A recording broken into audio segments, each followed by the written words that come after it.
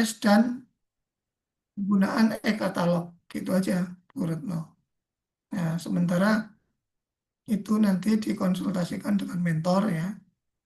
Nah, menurut saya lebih penting seperti ini ya, sosialisasi atau BIMTEK penentuan HPS ini kan mereka nanti tahu, jadi tahu kan, oh harga pasaran tuh segini ya tuh, harga harga Pak. pasaran segini terus, nah nanti mereka secara secara nggak langsung akan memilih untuk di e-katalog kalau mereka tahu gitu loh, Bu Retno ya. Nah, Ya, Pak. kalau terkait dengan tadi apa, dikhawatirkan ada kong kali kong ya dengan penyedia yang sudah kenal misalnya. Nah, itu udah resiko mereka. Yang penting kan namanya pelaku pengadaan atau pejabat pengadaan itu kan menggunakan aturan. Mereka menggunakan aturan yang sudah ada. Kalau mereka itu melanggar, ya itu udah resiko mereka sebenarnya kan gitu. Ya, jadi menurut saya ada baiknya dua aspek tadi, eh, penentuan HPS dan penggunaan dari apa? Penggunaan dari e-katalog itu di apa intensifkan ya di situ. Itu ya Bu Retno nanti di apa namanya? Dikonsultasikan dengan mentor. Baik. Berarti ini Nanti nanti outputnya BIMTEK-nya tadi ya, Pak. output apanya? Eh, Maksudnya kan kalau misalkan yang Hmm, saya isu awalnya tadi, yang hmm, metode pengadaan kan outputnya semacam SOP gitu, Pak. Nanti hmm. kalau misal ini peningkatan kompetensi pelaku pengadaan itu nanti berarti wujud kegiatan akhirnya adalah Iya, BIMTEK-nya itu, ya Pak ya. fintechnya, iya Baik, fintechnya. iya, Pak. Gitu aja. Jenengan sudah bisa melaksanakan itu aja sudah terkenal nanti di UIN Solo ya. Jadi ini Bu Retno sudah berhasil melaksanakan penggemblengan terhadap pelaku pengadaan di UIN Solo ya. Secara nggak langsung kan itu mengarahkan mereka untuk ikut e-katalog nanti Bu Retno ya. Ya, kalau mereka masih berat untuk pakai itu dan memang ada apa indikasi karena kong kali kong, ya itu tanggungan mereka sendiri kan gitu. Yang penting kita udah ngasih tahu nih loh caranya seperti ini kan gitu. Kalau aturan kan mereka pasti udah pegang, ya toh. Kalau itu kan saya ya jelek-jelek gini saya udah ikut diklat Barjasnya udah, termasuk kemarin bahkan ikut TOT-nya dari Kementerian Keuangan. Ya, saya udah punya sertifikatnya untuk pengelolaan Barjas dari Kemenkeu. Nah, ini apa namanya? Sudah ada aturannya, Bu Retno. Kalau pengadaan nilai di bawah 200 juta, ya kan bisa pakai ini gitu kan. Bisa pengadaan langsung gitu. Dan memang ada poin di Perpres itu yang paling penting tadi meningkatkan peran dari UMKM. Ya, UMKM itu memang ya pasti ada rawan-rawan untuk kong kali kong tadi ada. Tetapi di sisi lain ya kita berhusnuzon juga lah ya, berhusnuzon juga kan karena ini di lingkungan akademis apalagi ya orang-orang pinter, orang-orang kemenak ya tentunya harus berintegritas. Itu nggak, Bu Retno? Baik, Pak Ros. Terima kasih, Pak. Hmm. Ya nanti bentuknya BIMTEK ya. Kemudian siapa lagi yang mau ini? Oh, Bu apa nih Bu siapa nih? Bu Nindi apa? Bu Nindi udah dapat belum isunya? Udah, Pak. Nah, ya, apa yang dipilih? Oh, kalau saya rencananya itu karena di sini kan belum adanya inventarisasi peralatan laboratorium IPA secara digital dan sistematis. Karena memang saat saya Hmm. sampai sini itu hanya ada barang-barang peralatan, belum ada tempatnya. Hmm. Kemudian dibuatkanlah ruang penyimpanan sama bapak kamatnya. Nah, barang itu pun awalnya ya kondisi disimpan di gudang gitu loh, Pak. Saya waktu awal sampai sini dibantu sama guru IPA-nya itu nyuci sama bersihin semua barang itu, dan dari tahun Hmm. 2011 barang itu barang bantuan dari Australia. Dari Hmm. 2011 itu nggak pernah dipakai, jadi kan banyak yang rusak dan Apa aja tuh Bu contohnya barangnya? eh, apa sih? Yang prototipe manusia itu loh Pak, apa ya nyebutnya? Terus ada yang organ-organ yang penglihatan, pendengaran, Punindi penglihatan guru apa Punindi? bukan Pak, laboran, Oh, peralatan laporan, laboratorium. laporan Nggih. ya.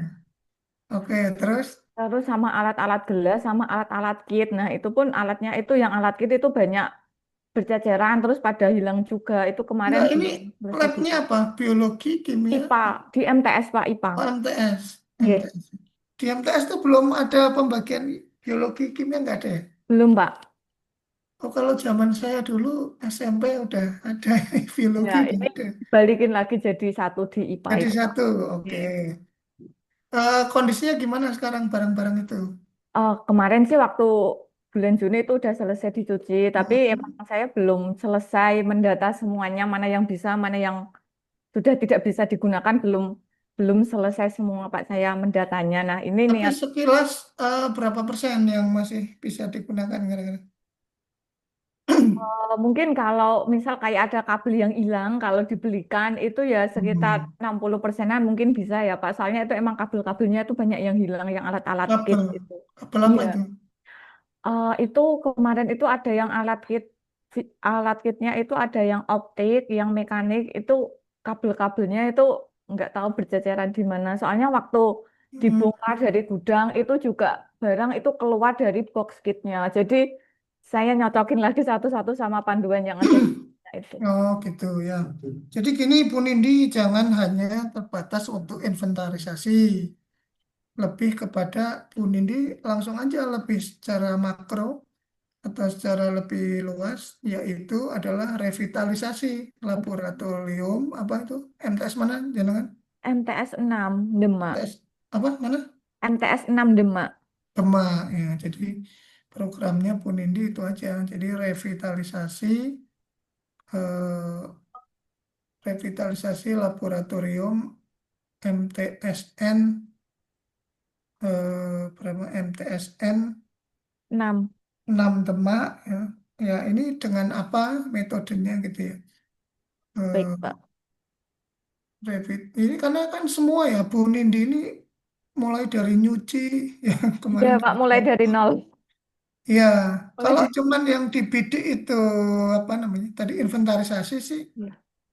terlalu sempit kasihan jenengan kerjanya banyak malah dikiranya nanti cuman dikit gitu ya. Kalau itu kan berarti setelah selesai nyuci terus didata gitu kan, Iya, di apa dimasukkan ke Excel gitu ya. iya, Pak.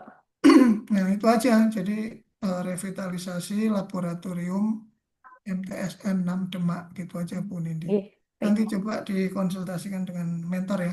Nggih, kemarin udah sih, Pak, katanya Ya. beliau, ya intinya ya disesuaikan lah dengan ya Oke. kejadian yang ada di sini kayak gitu. Lah iya ya itu kan emang jadi nggak dipakai labnya ini selama ini.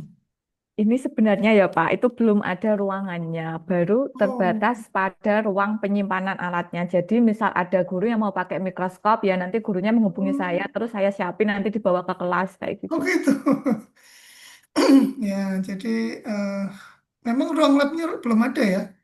Belum, Pak, ini masih banyak yang belum ada di sini. Ya, ya, ya, ya. Sebentar kalau kayak gitu, apakah revitalisasi alat-alat laboratoriumnya ya toh, atau labnya gitu. Mungkin kalau emang belum ada ruangannya ya revitalisasi peralatan laboratorium gitu aja. Oh, nggih, baik, Pak. Karena nanti lah kalau ditanya mana labnya, wah belum ada. Jadi cuma alatnya dibawa ke kelas ya. Iya, Pak. Waduh, sangat ini ya. Ya, ini padahal di Demak ya. Demak kan lumayan kota ya. Enggak, Pak. Ini soalnya sekolahnya itu di perbatasan sama Kudus. Di desa lah, Enggak, sekolahnya di desa. bukan gitu Bu Nindi. Jadi salah satu temuan ya di Oh, Inspektorat Kemenak itu itu terjadi memang ketimpangan dari pembangunan atau pengembangan MTS atau madrasah secara umum. Jadi kita nggak bicara luar Jawa, di Jawa saja Iya, itu ada MTS yang belum punya toilet, bayangkan aja. Itu di Jawa loh Bapak Ibu. Ya. Nah, ini sering berbanding terbalik dengan yang namanya madrasah apa IC itu loh. Man IC, iya Madrasah Iya, Insan Cendekia. pokoknya yang IC itu yang dikatakan unggulan lah, Ya, dikatakan paling ini. program unggulan. Kenapa bantuan itu malah lebih sering ke sana? Kan mereka kan udah mampu ya kan. Iya, Nah, udah sering stabil. ya ini kritik sering memang saya sampaikan di Kemenak ini nggak adil, ketimpangan. Mendingan kan kita yang MTS atau MAN yang mau rubuh itu kan diperbaiki ya kan. Iya, Belum Pak. lagi MI ya. MI itu banyak yang lebih parah kondisinya ya. Ya. Dan memalukannya begini, madrasah itu 95% itu swasta. Ya, yang negeri itu cuman nggak ada Sedikit. 10% Bapak Ibu kalau mau Iya. tahu jumlahnya itu nggak ada. Eh, Bandingkan aja 95% sama 5% itu kan jauh banget ya. Nah kalau 5% aja nggak bisa ditangani itu kan cukup memalukan kalau menurut saya. Makanya Bapak Ibu ya kita minta tolong ini berarti nanti ke para laporan, para guru-guru ya untuk membangun lah bagaimana pendidikan di madrasah ini. Itu ya, ya selamat berjuang buat Bapak Ibu semua ya. Selamat datang di apa ini? Selamat datang di hutan. Welcome to the jungle ya. Ya. Itu ya Bu Nindi. Iya, Silakan Pak. dilanjut Oke. proyeknya ya. Oke, makasih Pak Rois. Ya, sama-sama. Yang berikutnya Bu Nur Koyimah ini. Ini yang kemarin PPG terus ya. Gimana Pak Wahyu? Bu Ayu. Assalamualaikum warahmatullahi wabarakatuh. Waalaikumsalam. Oke. Nyuwun sewu terdengar apa enggak, Pak? Suara saya? Terdengar ya. Ya, jadi kemarin sebentar, rencana aktualisasi pulau itu Bu Ayu bentar ya. belum maksimalnya integrasi guru dan orang tua dalam Mm-mm. proses pendidikan dan pembiasaan membaca Al-Quran pada peserta didik Madua Rembang. Saya ini Peserta kan apa? guru Peserta apa? peserta Hmm. didik. Pula kan guru Al-Quran hadis, Pak. Nah, tapi pada praktiknya ternyata banyak anak yang baca Qurannya itu tasih grodal gitu, tasih belum layak lah disebut sebagai nanti kalau lulusan anak eman. Nah, di Man Dua Rembang itu ada program namanya Majlis Muta'alimil Quran. Itu sistemnya penjaringan siswa baru atau siswa kelas 10 yang bacaan Qurannya itu belum layak lah. Itu sudah berapa lama program itu? Itu sudah mulai 2022, tapi Oke. kerjasamanya maksudnya ketika anak ini nanti UKB, uji kompetensi bacaan setelah melalui proses bimbingan, itu Mm-mm. kelas 11-nya nanti ada indikasi nggak lancar lagi karena di rumahnya tidak ada pembiasaan yang seharusnya dibiasakan ketika dia masih mengikuti ekstrakurikuler wajib MMT tadi. Kemarin pun konsultasi sama kamatnya, katanya diangkat aja itu. Jadi problemnya orang tua belum apa? Nggak ada pembiasaan di rumah gitu. Jadi kita itu Hmm. pengennya saling kerjasama kalau di sekolah itu kita juga Mm-mm. bimbing ngaji, ada guru ngajinya setiap hari Sabtu itu dimasukkan ke ekskul Pak, ekskul wajib bagi mereka yang bacaan Qurannya nggak layak gitu, nggak bagus. Nah, tapi kita berharapnya juga orang tua itu juga ngopeni ketika di rumah, Hmm. di deres-deres gitu. Jadi nanti judulnya Bu Nurkoyima kira-kira optimalisasi apa program apa tadi namanya? MMQ, Majelis Muta'alimil Quran. Optimalisasi program MNQ ya melalui ya, melalui peningkatan peran orang tua ya dalam apa itu? dalam pembiasaan membaca Al-Quran. Itu tambah Nuwun sewu Pak, peningkatan optimalisasi peran orang tua, program optimalisasi MMK. program tadi loh. Ya, Optimalisasi program MNQ ya melalui peningkatan peningkatan. ya peran orang tua tadi dalam pembiasaannya. Oke, Ya, peningkatan peran orang tua dalam pembiasaan. Nah, nah, nanti apa yang mau dilakukan Bu Nur Koimah? nanti rencananya itu ketika anaknya masuk dalam program MMG ini Pak, itu orang tuanya gaji kita aturi lah, aturi perso. Sebenarnya Nah, selama ini itu anu sudah Bu Nur diaturi perso Koimah lewat ya, Pripon? Abang. Itu nanti dituangkan menjadi kegiatan-kegiatannya urut gitu ya. Nanti kan bikin metriknya tuh Bu Nur Koimah. Matrik kegiatannya itu, misal kegiatan satu Ya, konsultasi dengan mentor, ya kan? Kegiatan dua ini udah mulai masuk. Bu Nur Koyimah mau ngapain dulu? Misalnya memanggil semua orang tua yang anaknya ikut MNQ itu, ya kan? hmm, Sosialisasi kan bisa. ya, Kemudian nomor tiga merancang apanya Bu itu gitu kan? Nah, itu nanti diterapkan di kegiatan-kegiatan itu. ya, Itu nih, dipikirkan kegiatannya yang runtut ya. Jadi yang runtut. Saya mau ngapain dulu nih? Saya mau ngundang orang oke. tua gitu. Kalau selama ini yang berjalan itu sosialisasinya via surat, Bapak. Iya, nggak masalah. Ya, lalu Nanti terus kalau ini gini, misalnya ya sekali-kali dihadirkan lah di sekolah misalnya kan orang tuanya. Nggih, itu dihadirkan ketika dalam 1 tahun itu anaknya belum lulus.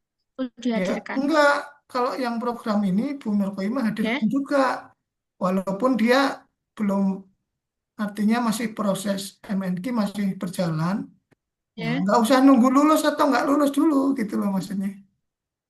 Jadi Jadi orang pas tua itu awal biar ya, Pak. ya orang tua itu biar biar aware, biar dia ada apa namanya, ada perhatian gitu ke anaknya. Nah, nanti kegiatan yang lain apa saja itu Bu Nur Koimah tuangkan di situ ya, Ya, di ya, ya. Iya, metrik. Pak. Ya paling enggak gambarannya gitu Bu Nur Koimah ya. Terus Ya, satu lagi itu untuk menguatkan datanya Bu Nur Koimah harus data anak-anak yang lulus apa yang selesai MNQ tetapi karena kondisi rumah tidak membiasakan itu Bu Nur Koimah harus didata anak-anak itu ya, harus apa, Pak? didata, Ya, didokumentasikan. oke. Iya, ya sekarang kan Bu Nur Koimah tadi bilang itu anak-anak itu karena nggak ada pembiasaan terus dia nggak bisa lagi baca tulis apa Al-Quran hadis dia jadi nggak bisa baca lagi kan gitu. Nah, buktinya mana kan gitu. Ini Ibu Nur Koyimah ini cuma ngomong sendiri tanpa bukti atau memang benar gitu loh maksud saya. Ya, dikuatkan datanya. Misalnya Oke. dari satu kelas 30 orang. Nah, yang yang apa tadi terus nggak bisa itu jadi berapa orang gitu loh. Kalau Bu Nur Koyimah tadi bilang kan banyak. Ya, banyaknya berapa persen? Jangan-jangan yang ditemuin Bu Koyimah cuma satu orang. Nah, itu kan nggak banyak berarti. Jadi nggak bisa Bu Nur Koyimah mengangkat isu itu gitu loh. Tapi kalau memang banyak, anaknya di atas 50% itu dia gagal, ya pasca MNQ ini gagal, nah bisa ini diangkat sebagai isu gitu ya. Jadi dibuktikan dengan kondisi anak itu gitu. Jadi, Jadi ngeten, Pak. ya, MMQ itu kan kelas 10 sih. Kelas 10. iya, Nah, dari 1 tahun itu ada uji bacaan itu 4 kali setiap nah triwulan. iya 4 kali. Nah, itu kalau dalam UKP pertama tidak lulus, maka di Mm-mm. putaran kedua seterusnya seperti itu. Mm-mm. Nah, Nah, itu yang nggak tapi lulus berapa? Dari yang ya, pertama itu yang nggak lulus berapa persen? Kan ketahuan. G itu biasanya tuh hampir 50% nggak lulus Pak di Nah, itu UKP data pertama. itu. Data itu disimpan Bu Nurkoima. Nanti Berarti ditulis di latar belakang berat, masalah. G, berarti Ya, mengacunya pada data anak yang nggak lulus tadi ya. ya iya, kan memang itu masalahnya toh. Kalau mereka lulus kan nggak jadi masalah, Bu Nurkoima. G, Ya, artinya program G. ini udah berjalan dengan baik, kan gitu. Nah, ini karena belum berjalan dengan baik, ya buktinya apa? Itu tadi. Ini ujian mesti 50% nggak lulus, kan gitu. Ya, Gitu nggak ya? Nanti G. dijadikan data. Gitu, nih. Ya, terima kasih Pak Rois. Ya, sementara gitu. Bu Ayu gimana tadi mau langsung menyajikan ini? Oke,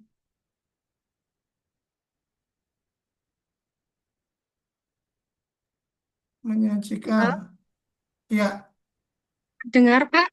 ya, ya, terdengar. Nah, begini Pak, kalau saya kan tadi sudah konsultasi dengan Kamat. Oh, Saya itu menemukan isu bahwa di kelas 7 itu masih terdapat perilaku yang indisipliner dari anak-anak kelas 7 itu. kelas 7 ya. Oke. Terus Karena memang masih masa peralihan, ngoten Pak. indisiplinernya gimana? Misalnya, ini kan mulai digitalisasi madrasah. Nah, itu Hmm, banyak anak-anak yang tidak membawa kartu kartu untuk absen itu Pak, karena kita kan sekarang scan model model absennya. Jadi di awal masuk itu kita scan barcode gitu untuk absen. hmm, Nah, itu tidak membawa kartu. Kemudian ada lagi ketika memasuki jam pelajaran itu anak-anak masih di luar kelas gitu Pak, tidak langsung ke dalam kelas. Kemudian ada lagi ketika ada pembiasaan untuk membaca Al-Quran di pagi hari itu, anak-anak masih banyak yang tidak membawa Al-Quran, seperti itu, Pak. ya. Terus Terus, terlambat, seperti itu. Nah, hmm, jadi dari kepala madrasah saya memang menghendaki untuk itu diangkat. Cuma saya masih kebingungan, Pak. Misalnya ini saya mengangkat di kelas 7 kan ini kelasnya banyak. Ada sekitar 11 kelas. Boleh atau tidak, Pak? Misalnya saya hanya mengambil kelas yang saya ampu gitu, Pak. ya boleh aja. Atau malah itu yang diangkat memang yang kelasnya Ibu Ayu aja. Memang benar-benar datanya kan ada semua Bu Ayu punya gitu kan. Oke. Sekarang dari kelas 7 misalnya. Ada berapa ini, berapa rombel itu ngajarnya Bu Ayu. Saya ada 2 kelas, Pak. Dua kelas ya. Dua kelas itu Oke. masing-masing kelas berapa orang? Berapa orang? Ada yang ada yang 32. Ada yang 30. 30-an ya. Nah, itu Oke. 30-an itu dipetakan benar. Yang indisipliner berapa orang kan gitu ya. Ya, Pak. Disipliner itu didata benar sama Bu Ayu. Jadi cuman atau katanya atau cuman bayangannya atau kira-kira nggak bisa. Nah, dari 30 orang yang nggak bawa apa itu kartu berapa orang harus dicatat ya. Jangan-jangan cuman Oke. 3 orang. 3 orang itu nggak bisa dikatakan banyak loh Bu Ayu. Ya, 3 orang Oh, nggih, Pak. indisipliner itu kan berarti nggak banyak, cuman berapa. Nah, nanti itu bisa dipelajari eh, penyebabnya kalau cuma 3 orang, ya kan? Oh, nggih. Mungkin ada atau mungkin dia pas lupa kan bisa aja dilalahnya pas dia lupa gitu. Jadi bukan Nggih, Pak. karena indisipliner, memang dia lupa gitu kan. Oh, iya. Nah, terus pokoknya setiap data indisipliner itu harus jelas ya. Si anak kelas ini eh, namanya ini, pelanggarannya ini. Nanti dijumlah orangnya itu ada berapa gitu. Nah, itu Oke, dilakukan dulu ya studi awal Bu Ayu ini dipelajari. oke. Nanti datanya Berarti untuk nanti datanya baru kita di pertemuan kedua nanti kita ini atau Bu Ayu oke. bisa sampaikan di grup WA ya atau di WA Oh, saya. oke, Bos. Nah, itu harus pasti dulu berapa orang yang indisipliner, jenis pelanggarannya apa aja kan gitu. Baru nanti setelah Oke, itu kan dipetani, kita petani baru nanti ketahuan. Gitu ya, Bu Ayu. oke, Pak. Ya, jadi awal dulu masalahnya dikelirkan dulu. Oke, Oke, Pak. Terima kasih. ya sama-sama. Yang lain Bu siapa nih? Bu Rahma, ya. Silakan Bu Rahma. Ini Bapak, apa suara saya sudah terdengar nih? Sudah ya. Izin menyampaikan Bapak, isu utama yang saya peroleh yaitu kurang optimalnya pemanfaatan platform digital oleh guru dalam pembuatan LKPD. LKPD itu apa? Lembar kerja peserta didik, Bapak. Kurang optimalnya di mana? Maksudnya itu saat pembelajaran, sebagian guru itu masih berpatokan pada di sini kan pakainya buku pendampingnya itu buku LKS itu loh, Pak. Mm-mm. Jadi mungkin saat pembelajaran lembar kerjanya itu hanya sebatas kayak soal soal-soal uraian atau pilihan ganda gitu. Jadi maksud saya kurang optimalnya kayak kurang menarik gitu. Mungkin kan kalau dengan platform digital contohnya kayak Canva mungkin nanti bisa dibentuk soalnya itu enggak sebatas yang monoton soal uraian gitu Pak. Bisa Oh, bergambar, bisa project kayak gitu. jadi Bu Rahma rencana mau apa, meningkatkan kemampuan guru untuk menggunakan itu ya, media digital gitu ya, Iya, di LKPD-nya itu. iya, iya Mm. Bapak. Sekarang di mana Bu Rahma sekolahnya? Saya di MTS 8 Boyolali. MTS 8. Nah, pertama kita asesmen dulu Bu Rahma Septiana. Oke. Kondisi sarana prasarana TIK di situ bagaimana? Karena di sini itu untuk Mm, LCD itu mm, terbatas Bapak hanya ada di kelas unggulan atau hanya satu. Jadi mungkin kalau saya mengejarnya nanti di media pembelajaran kayak PPT mm, mungkin sulit untuk menayangkan mm, gitu gitu mm. Bapak. Makanya saya mengambil untuk yang LKPD. Jadi nanti bisa dibuat terus di print gitu dalam bentuk kertas gitu Loh, maksudnya. ini mau menggunakan yang LKPD digital tapi kenapa di print? LKPD digital itu maksudnya itu LKPD-nya pembuatannya dalam Canva aja Bapak. Misal games atau apa, tetapi outputnya tetap kertas gitu loh. Pak. Soalnya Maksudnya itu desain dari LKPD-nya gitu yang biar iya dipercantik gitu Bu eh, Rahma. iya Bapak. Emang jelek yang selama ini? Bukan jelek, Ya, bukan gimana? jelek, mungkin monoton kalau hanya Mm, mengikuti yang di buku LKS begitu Bapak. ya kalau itu berarti bukan pemanfaatan Oh, bukan.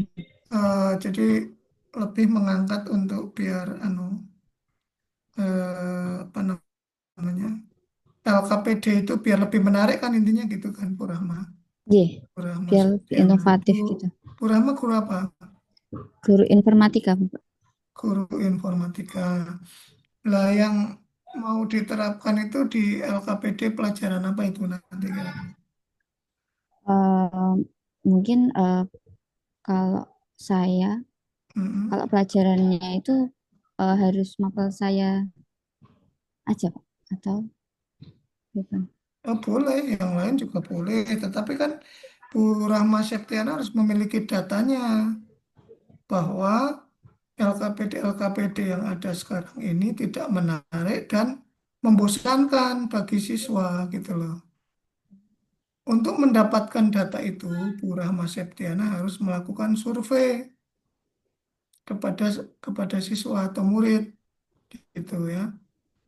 Mau ambil pelajaran apa? Apa pelajarannya Bu Rahma sendiri? TIK? Ya, informatika. Enggak, yang selama ini diduga LKPD ini enggak menarik itu pelajaran apa? Oh, mungkin Bu Rahma, baru baru ya. pengamatan sih Pak, belum lebih lanjut gitu. Ya, itu harus lebih jelas pengamatannya ya. Nggih. Jadi Ibu Rahma, survei. Bu Rahma nggak bisa menuduh nanti ya kalau yang dituduh orangnya tersinggungan ya. Kalau saya sih nggak apa-apa. Jadi kalau guru-guru yang old itu ya generasi old itu kalau ini dibilangnya wah ini LKPD-nya jelek Pak, nggak ini, wah kata siapa? Siapa yang bilang kan gitu kan?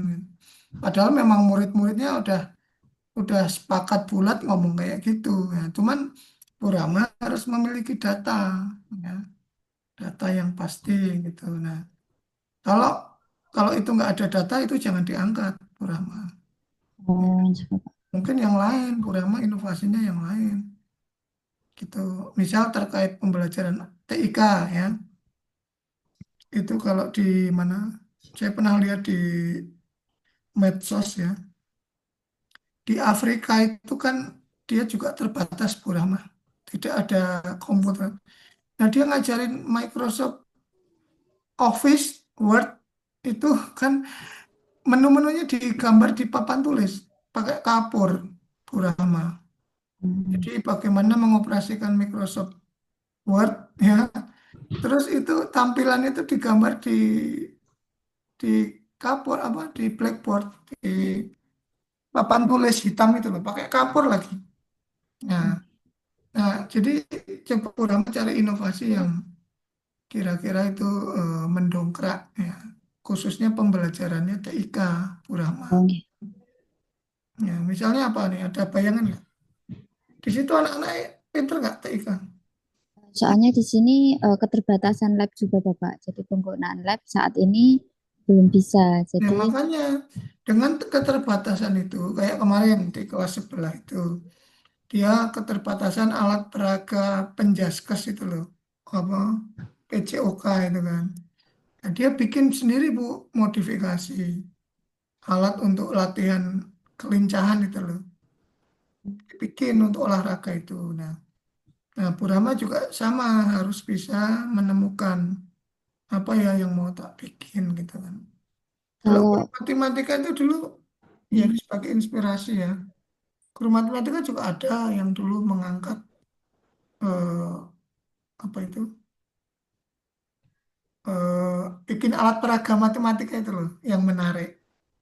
Nah, jadi anak-anak matematika itu menyenangkan gitu. Bu Rama udah ada belum gambaran? kalau seandainya yang inovasi LKPD tadi hanya di mapel informatika Mm-mm. saja, apakah boleh Bapak atau masih kurang gitu? Boleh, tetapi memang harus dampaknya juga harus yang signifikan gitu kan. Maksudnya Oke. gini, selama ini udah ada berapa guru TIK di situ? Ini kalau yang murni TK hanya saya Pak. Yang satunya Baru G. sebelumnya, Sebelumnya di Ampu Guru Mapel lain. ah, jadi bisa Bu Rahma ini karena sebelumnya bukan di bidangnya ya, asli background TIK. Oke. Bu Rahma ini mau meningkatkan pembelajaran TIK anak-anak. Nah, carilah itu caranya gitu loh. Kalau tadi mau pakai yang cuman LKPD juga boleh. Ya, cuman kira-kira anak-anak juga tertarik nggak gitu loh. Oke. Kalau bisa Bu Rahma survei dulu aja ke anak-anak. Bikin ya eh, kuesioner angket pakai bantuan AI. Pertanyaannya nanti ditanya anak-anak itu. Kamu pengen pembelajaran TIK yang gimana sih? Gitu. Atau di asesmen dulu mereka. Sejauh mana sih pengetahuan TIK-nya gitu loh. Ya. Nah, mulai dari yang basic lah, Bu. Oke, Bapak. Misalnya apakah mereka udah bisa nyalakan laptop, nyalakan komputer ya kan? Coba dilihat dulu anak-anak itu bisa nggak gitu kan? Karena posisi kan di desa ini. ya kan? Iya, dan belum bisa praktek pakai komputer Lah dan iya, mereka makanya nggak bawa HP juga, Pak. Jadi, dari yang basic ini tugas berat ini Bu Rahma untuk bisa mengajari TI ke anak-anak gitu ya, harus iya. putar otak bagaimana untuk gitu ya. Karena saya juga dulu belajar otodidak komputer ya. Mulai dari Pentium ya, komputer Pentium itu bongkar sendiri tuh saya otodidak dulu. Ya, sampai sekarang yang udah zamannya AI ya. Prosesornya udah AI sekarang. Gitu ya, Bu Rama. Nanti di inventarisir dulu Iya, mana Bapak. yang kira-kira ini dulu apa? Cari wangsit dulu, Bu Rama. Iya, Bapak. Cari Terima kasih, wangsit. Pak. Oke, oke, Pak Rizal ya. Ini Pak Rizal terakhir ya. Satu lagi, sisanya besok ya. Ya, Pak. Silakan Pak Rizal. Baik. Jadi isu yang saya angkat ini judulnya mengenai arsip, Pak. Arsip Mm, ya. Apa problemnya? Optimalisasi layanan administrasi nikah melalui digitalisasi arsip dokumen Hmm, di KUA Banyu Biru. Banyu Biru mana ini? Salatiga. Ya, dekat Pak, Kabupaten Semarang. Kabupaten Semarang masuknya ya. J, Kabupaten Semarang. Oke, nah kondisinya gimana sekarang ini arsip di KUA Banyu Biru? Jadi arsip berkas nikah yang biasanya pasangan mau nikah itu, Pak. Jadi masih Heeh. numpuk, jadi masih manual. Berkas persyaratan nikah maksudnya. Berkas persyaratan nikah, betul. Oke, itu masih menumpuk. Tapi saya bukan menggantikan, cuman menambahkan, Pak. Menambahkan apanya? Menambahkan inovasi mengenai arsip nikah digitalisasi. Gimana metodenya? Jadi memang eh, apa solusinya? Jadi Mm-mm, kalau di KUA itu berkas nikah nanti di akhir bulan di mm-mm, apa dijilid gitu, Pak. Kalau mm-mm, dari judul saya nanti mm-mm, kita pakai Google Drive. Jadi nanti di scan di Google Drive. Cuman biasanya kan memang banyak banget, Pak, 20 lembaran kan. mm-mm. Jadi memang dipilih yang memang benar-benar eh,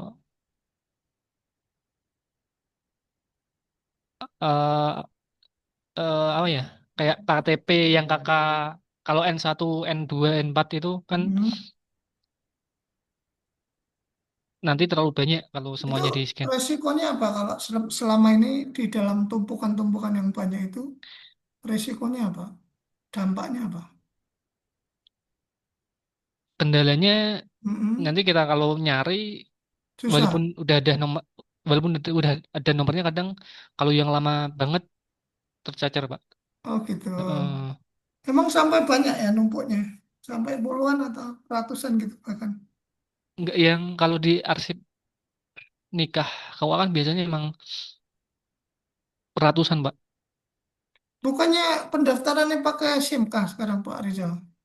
Kalau yang berkas nikah kan manual, Pak. Cuman Berkasnya masih manual? cuman kalau yang di SIMKah biasanya yang nomor KTP, Mm-mm. kalau yang foto Yang apa diupload di SIMK itu heeh, apa aja? nomor KTP, kemudian Mm-mm. data wali. Cuman yang fisik misalkan gambar Mm-mm. kakak atau KTP, Scanannya. scanannya Oh, ijazah itu belum ada, Pak. itu memang diperlukan ya untuk persyaratan nikah. Berkas-berkas itu. Diperlukan, Pak. Wajib. Wajib Harus ada harus ada. Heeh. berkas hard apa kopinya ada. Mm-mm. Emang nanti dikumpulkan.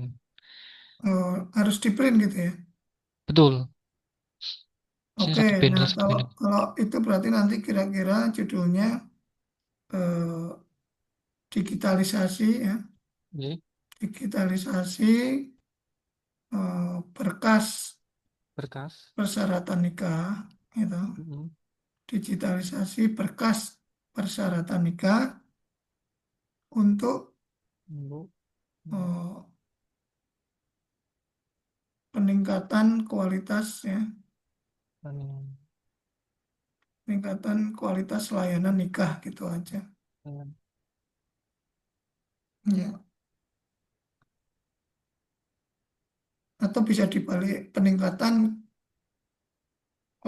kualitas layanan nikah melalui digitalisasi berkas persyaratan nikah gitu. Di KUA Layanan. mana Banyu Biru ya. Oke. Ya, paling kira-kira begitu judulnya. Nah, jadi kalau Kalau terkait dengan Google Drive ya, oke. ini saran saya wajib yang harus berbayar ya Pak Rizal. Oh iya, Pak. Yang Siap. langganan 1 tahun 100 giga itu loh. Hmm. Dan itu nanti akunnya pakai akun KUA Pak. Jangan pakai akun pribadi Oke. Pak Rizal atau Pak Kepala KUA jangan ya. Itu harus Siap. didedikasikan untuk KUA. Akun itu beli ya. Maksudnya bikin akun Google nanti terus Hmm. langganan. Hmm. Akun Google itu namanya KUA Banyu Biru gitu ya. @gmail.com kan gitu ya. Ya karena ini kan Google tuh. Iya betul. Ya, kira-kira seperti itu Pak Rizal. Nanti coba konsultasi dengan mentor, Hmm. tentunya ya harus mau membackup Pak, minimal untuk biaya langganan tuh. Tapi kan cuma berapa murah, nggak sampai 300.000 kayaknya untuk setahun. Oh. Ya, ya nanti tetap eh, pemilihan berkasnya itu untuk, tapi alat scannernya udah ada emang. Kalau scan di KUA ada sih Pak, cuman kalau Mm-mm. banyak terlalu lama juga. Terus pakai HP Iya, rencana. cuman nggak semuanya di scan Pak. Jadi yang inti-intinya aja. Ya inti, tapi kan memang yang sesuai persyaratan toh Pak Rizal. Iya betul. Nggak masalah, untuk space itu bisa diatasi. Hmm. Pertama dengan yang hasil foto itu dikompres, jangan Hmm. gede-gede. Terus yang kedua ya tadi, penyimpanannya harus yang gede.